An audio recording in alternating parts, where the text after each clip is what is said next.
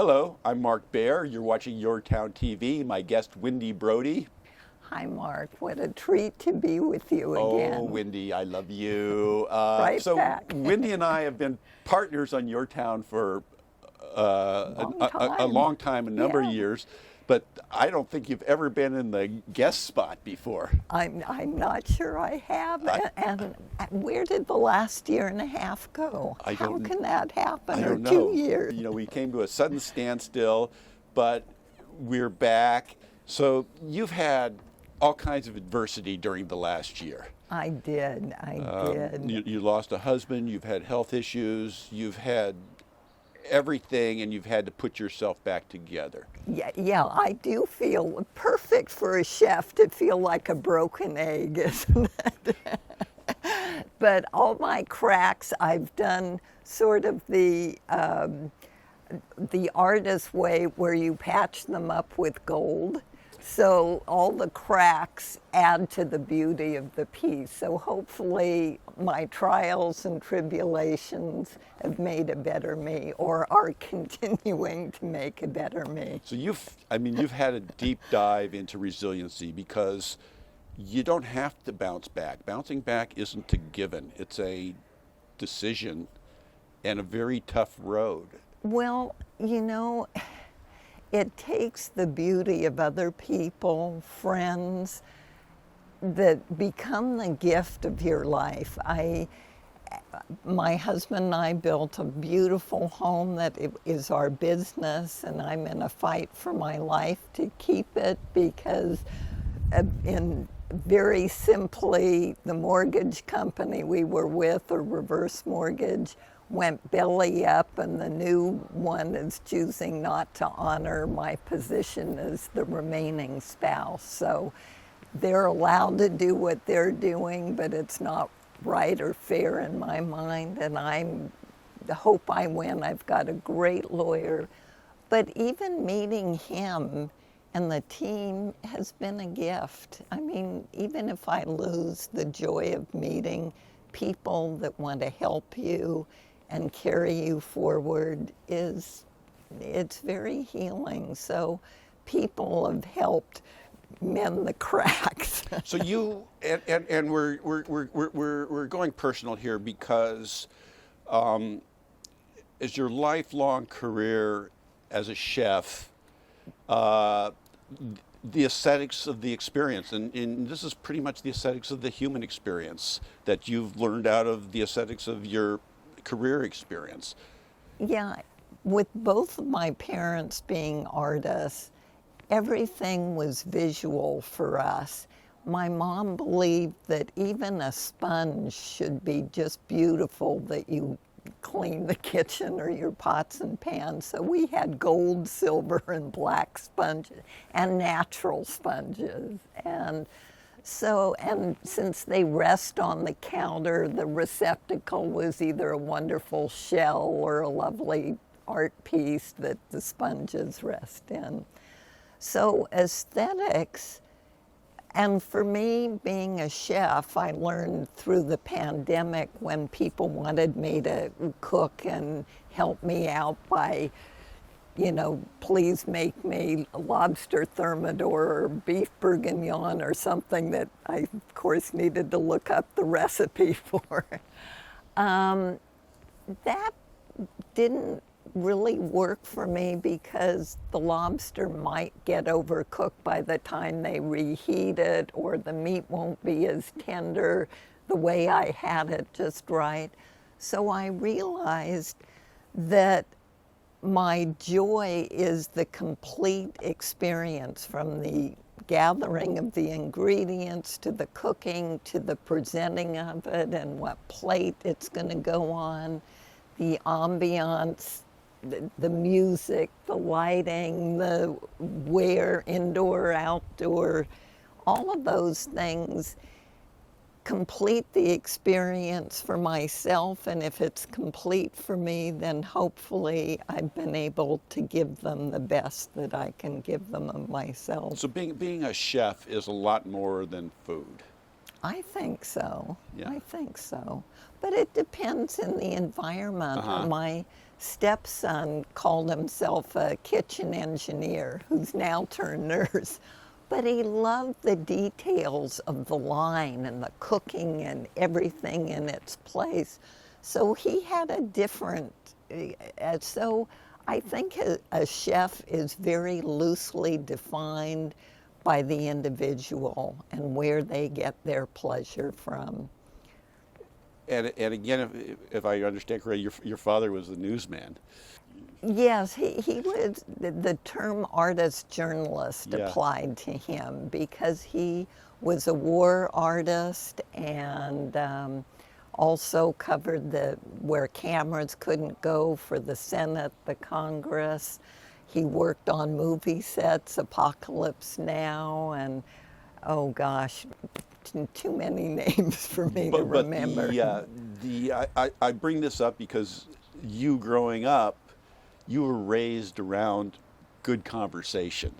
Yes, and one of the cool things my dad did in our little kitchen in Palo Alto, he had a wonderful cork board, but it was kind of the black cork, very artistic, and he'd buy a print of a master, whether it was Degas or who else, Rodin, Paul Klee, all of the different artists, and he'd put that up and for a month or a week or whatever, and he'd change it out and we'd talk about it and learn about it as a family. And you incorporated that into the, we've talked so much about the luxury of conversation, the Yes. luxury of, the whole social gathering. Food, and I can't say this is original, but it so resonated. One of the ads in some magazine over the years, food is the glue that binds people, and I guess wine or beverage is Yes. the lubricant to make people relax and enjoy and, I don't know, complete the joy. One of the things we've also talked about is the of always keeping going. You're still learning. You're still creating, always. and it's still a new experience for you. Yes, I bought the books. They're big cookbooks. They were on the molecular cooking, and then some of the great artists. I mean, my cookbook collection is like a hoarder's house. But I still haven't gotten into them. They're sort of daunting and intimidating. But anyway, yes, I love learning. I had to do a wedding cake the other day, and my lovely new significant other was looking up things, and he saw lace that you can actually make with sugar. And once upon a time, I thought I was going to be a pastry chef, and that requires me going back to school to fulfill that. But this lace, and he made this, he researched it, he stayed up, and he brought me these two beautiful pieces that he had to lift up with toothpicks and hoping it wouldn't crack or be too loose.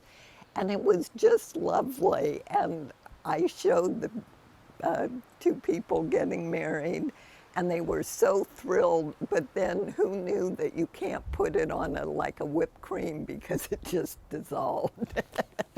But it was so beautiful, and I loved learning that. It just inspired me kind of all over again. Life is short and art is long, and it's endless. It is. And if you've got that attitude, the other thing we've been talking about is you've been involved with this possible cooking show. So let's talk about that a bit. Well, it's called Bringing It to the Table. A friend of mine loves doing what you do and interviewing people. And so he grew up sort of around the ag business, ag tracing business, actually. And so we got to meet all these fabulous farmers that were the art form of the produce world. And the one show or pilot that we did was on cherries, and Deborah Olson from the Bay Area. And it was so close during COVID, and whether we could do it or not do it, and the date kept moving out a little further and further. So I went out to the store for the first time expecting there to be cherries, and and there were no cherries around. It wasn't cherry season. So actually, Safeway, of all things, had a wonderful frozen package that Earthbound put together of 3 different types of cherries. Then I bought different freeze-dried cherries. I found some gourmet cherry juice, and but I got some red grapes just in case, because I thought maybe I could make them look like cherries if I roasted them and whatever. But every course, he did this exquisite table in all sort of shades of magenta and purples, and it just fabulous that a LA flower artist did. And Deborah, all the multiple courses each had cherry in. And Simon Bull, who the artist, yes, the artist, we had all of his cherry blossom paintings around.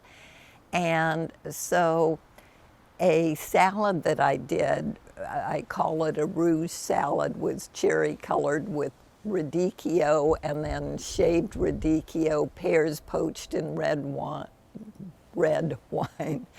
I put cherries in it for the colors, some dried cherries, and also I put a little bit of fresh chopped cherries in it. And then it gets pink and red rose petals garnishing the top, and blue cheese and candied pecans. And on the bottom, I drizzle of the plate, I drizzle a balsamic vinaigrette. Well, there were 2 other artists on the show, and so I thought, why doesn't each person create their own design on the plate and be their own Jackson Pollock? Yeah. And then we put the cup of radicchio salad, lay it on top of the white plate design.